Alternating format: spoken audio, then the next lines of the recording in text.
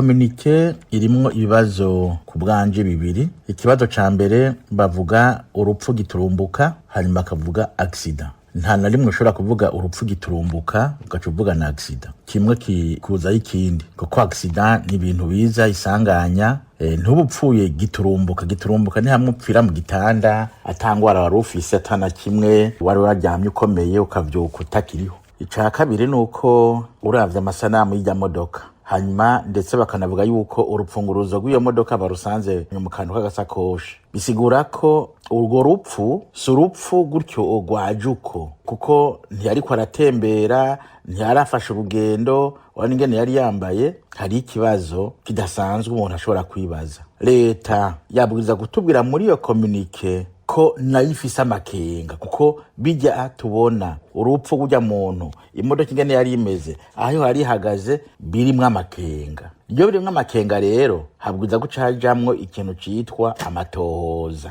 Ni kuki leta idahumuriza abarundi ngo ibabwire ngo turagiye kugira n'amatohoza tumenye icisha uwo muntu, kuko ntiyagonze igiti namba. Uravye imodoka yihagaze, hariho ahantu imodoka urana ko yagize ibibazo, ni ikintu bayituyeko.